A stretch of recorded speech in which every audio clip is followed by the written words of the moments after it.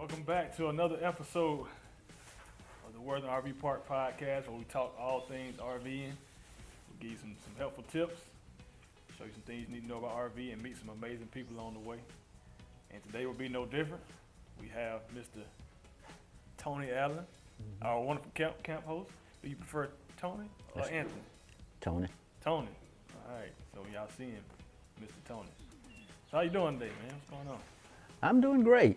Enjoying this beautiful Georgia weather, even though it's rain, but being a former insurance salesman, I love rain because that's when I made money. That's good. That's good. I tell you what, have to cool down a little bit too, so that's good. Well, our audience out there, they're always trying to get to know everybody here around the park. So, you want to give us a short segue? Where you grew up, some short clip notes of what Mr. Allen has done with his life. Okay. They love to hear it, and we'll go from there. All right.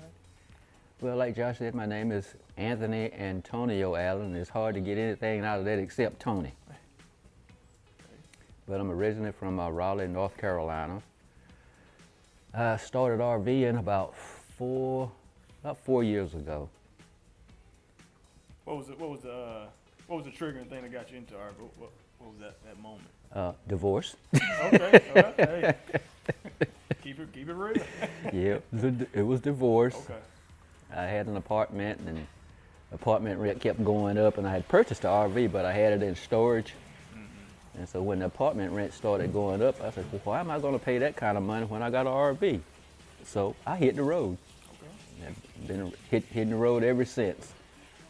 Started out in North Carolina at the North Carolina State Campground. Went up to College Park, Maryland. Stayed up there for about a week. Came back through Raleigh to see my family. And then I had that Forrest Gump moment. I said, I might as well hit the road. Okay. So I headed down south, stopped in Dillon, South Carolina for about 2 weeks. Left there. Then I saw the campground in Florence, stopped there, stayed there about 2 weeks, and that's when I had that other Forrest Gump moment. I come this far, I might as well go a little farther. And so I ended up in Georgia. Been here about 3 years. Okay. Kind of fell in love with the place. The park is out in the country, and I'm a country boy. I grew up in the country, priming tobacco, picking cotton, and all those other good things.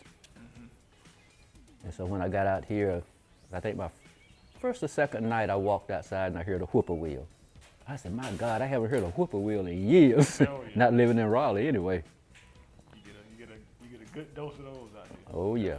That's for sure. And I always like the way you tell the story. You say you came and you just come to check it out. Mm-hmm. And you just never left. Yeah.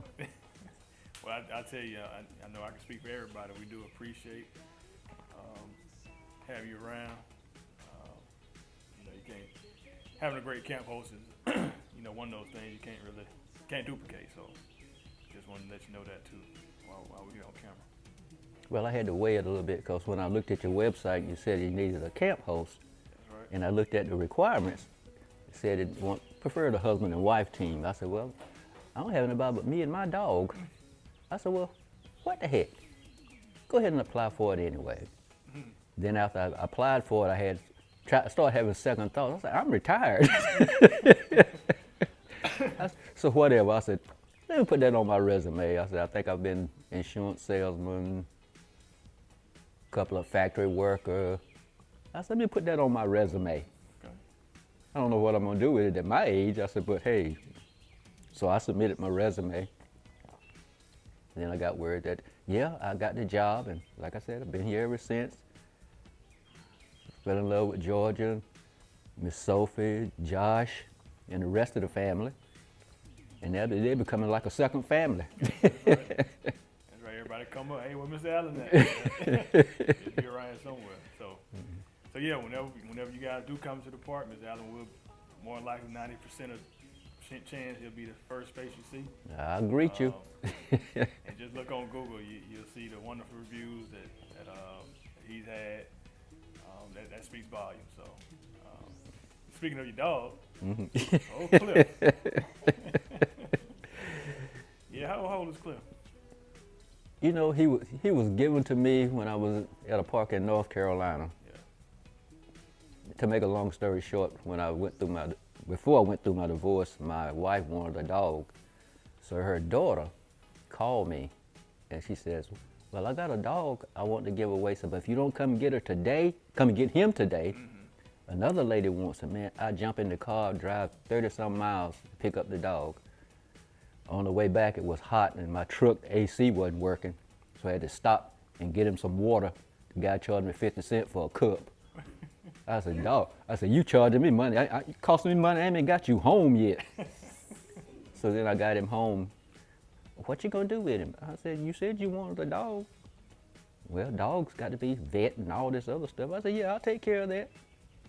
And then when I went through the divorce, my apartment complex wanted a $500 pet deposit. I said, I'm going through some stuff right now. I ain't got no $500 to put in a dog. And just so everybody knows, his favorite word, what is it, snack?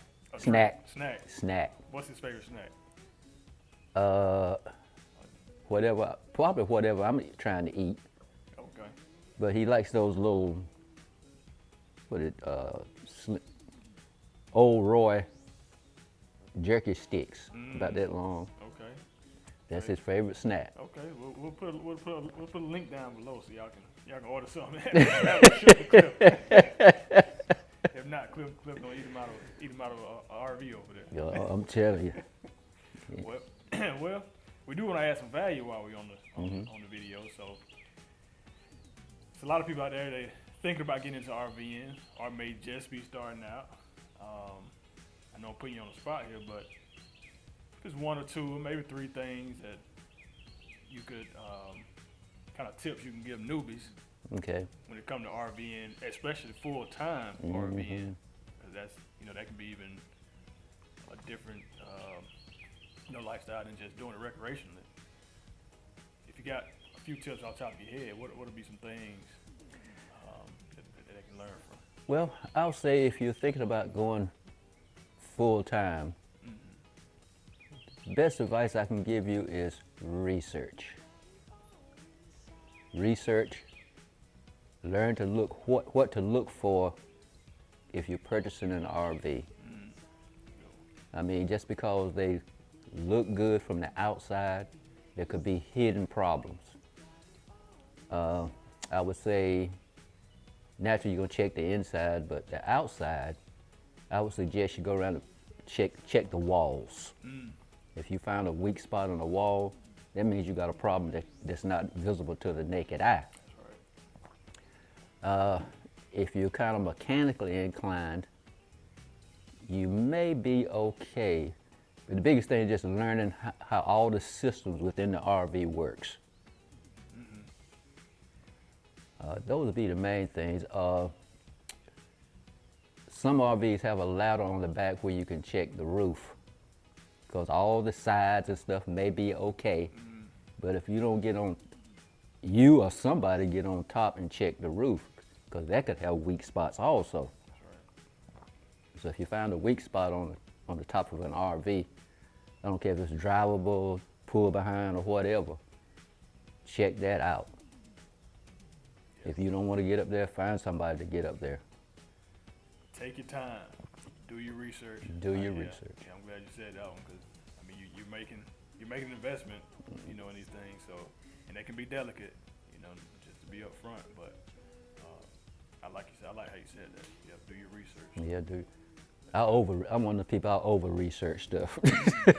I researched for about 3 years. Before I even thought about buying one, I wanted to go in, see other people's experience, problems they ran into.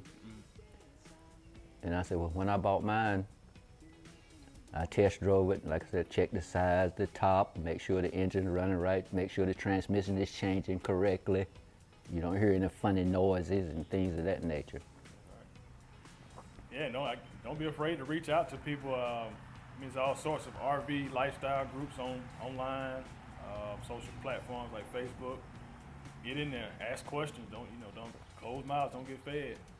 It's gonna be something new for you. You want to know all that you know all that you can. Exactly. Learn from the people who've been through it. I like how you said that. Wise words from a wise man. So yeah, make sure you're doing your due diligence. Exactly. Yeah. So. Because things on the RV can get expensive if you have to take it to a shop or something like that. I mean, unless you're under warranty. Yeah. But if you're buying a used RV, hopefully, new is okay. I said, but the way they're pushing them out in this day and time, because the RV industry has blown up, Oh yeah. and the manufacturers, they're getting them out. Yeah. And if you're an RV tech anywhere near Middle Georgia, please reach out to us. I can't tell you how many times people come in, hey, you got an RV tech on hand. If we had one, it's just so much that they can do or need done. And like you said, get familiar with your systems, even if you're not great with your hands. At least know what's going on. Exactly. That way, for one, you're not being taken advantage of, or you can figure out what's going on once you talk to somebody. Hey, I know this is what's happening, so they can go ahead and diagnose it quicker. So. And another thing I would say, if you need an RV tech, research him too, him or her. Okay. See what kind of reviews or get an idea of what kind of work they do or have done.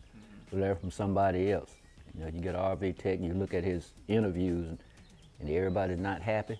It might not be the one you want to deal with. So do you have any interesting stories,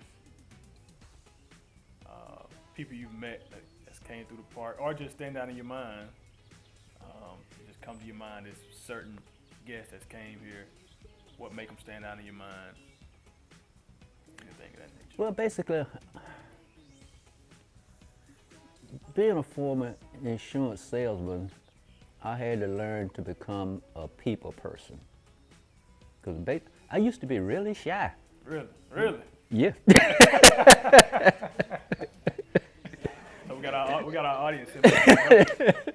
Nobody can believe it. Because Mr. Allen, he leads the conversations a lot on Thursday nights around the campfire. So this is something new. We learned something new. Yeah, I used to be really shy, but I learned really quickly selling insurance. You can't be shy if you're gonna try to sell insurance. You got to make the money. That's right. You got to learn to talk to people. And my family teases me now. Whenever we go somewhere, I'll talk to someone, and my sister say, "Tony, you know them?" No. You talk to anybody? I said, yeah. I said, that's something I had to kind of gradually grow into. I said, if you're in sales and you shy and don't want to talk, you're going to be on the world of hurt. That's true. But I believe in the goodness of people until they show me different. Gotcha. Yeah, we had a great crowd in this weekend. Yeah, we did. Met a lot of great folks. Had a guy. Did you hear about this? One guy actually gonna end up buying an RV. He was here in a tent. Oh yeah.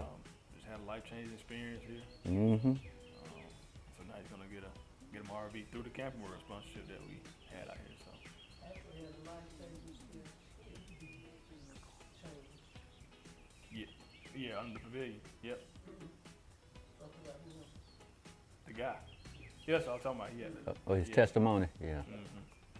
Yeah, because when he left, he told us, he said, when I come back, I'll be on an RV. Yep. Driving that big tractor, the truck rather. So yeah, he came in 18 with her. So yeah, that was good to see. Well, anything else you want to add to the interview? Let people that you want people to know about you. I do have one more thing we're gonna do, but Okay. No, I guess that's about it. I got something. Uh-oh. He loves raisin cakes. and a great bottle of red wine. Yes. So yeah, if you want to find a way to Mr. Allen's heart, that'll be it. Pinot Grillo or Merlot. Semi-dry. He knows what he wants. Yeah, I love raisin cakes. All right. I used to share them with my son when he was a kid. Every Saturday morning we'd get up and watch cartoons and we'd have raisin cakes. And my wife came through, she says, I can't believe you eating those raisin cakes. Those raisins looks like ticks. And from then on, every time I give him a raisin cake, he'd pick all the raisins out. I said, no, this bonding is over. Mess that one up. He messed up. I said, why'd you tell that my son look like ticks? I said, now he's picking all my raisins out. Yeah.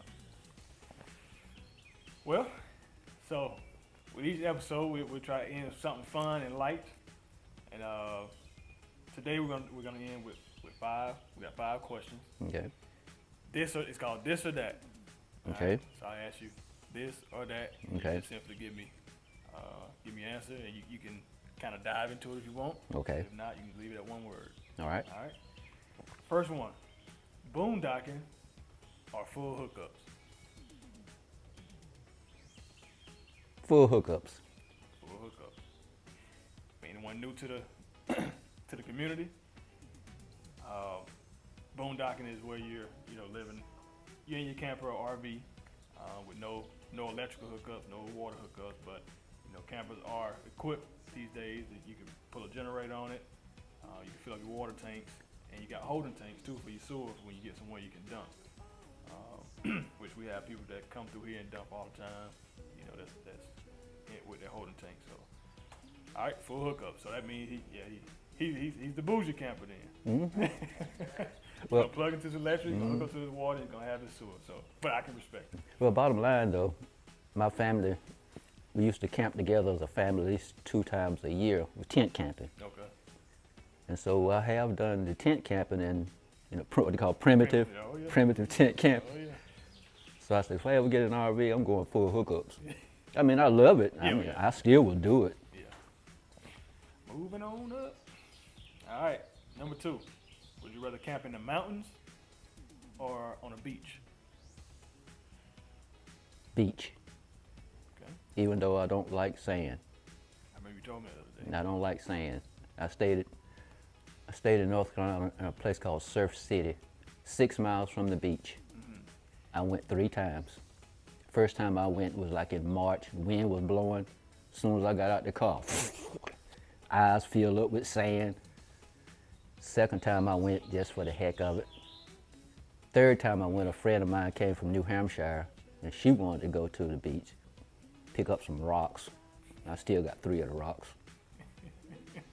Good memories. They out there on my patio on the concrete pad. All right, third one. Campfire cooking or an instant pot type situation? Campfire. Nice. Okay. All right. 4th question. Solar panels or generator power? Generator. Generator. Yeah, we kind of experienced that when the hurricane came through. Generator came in handy. Oh yeah. And we learned a lot about how to store the generators too after that. So you get them crunk next time. Yep. But anyway. Final question.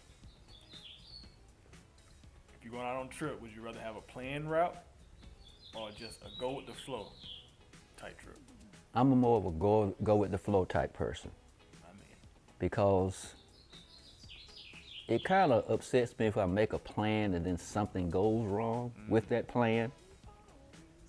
I'd rather go and then something happens. I mean, you're not expecting it. That's right. I'd rather deal with it that way than have a plan and then everything gets twisted and sideways. And that upsets me. I said, because 9 times out of 10, you never know. Something may happen anyway. Mm-hmm. So I just kind of go with that flow. Gotcha. Okay, that's fair enough. Fair enough. Well, Mr. Allen, you've been a wonderful guest on this episode. Thank you again. Oh yeah, you're welcome. I'm sure everybody out there will love it. Until we see y'all again, try to get somewhere and relax, unwind, and recharge. Come on down and see us. Appreciate it. Oh yeah.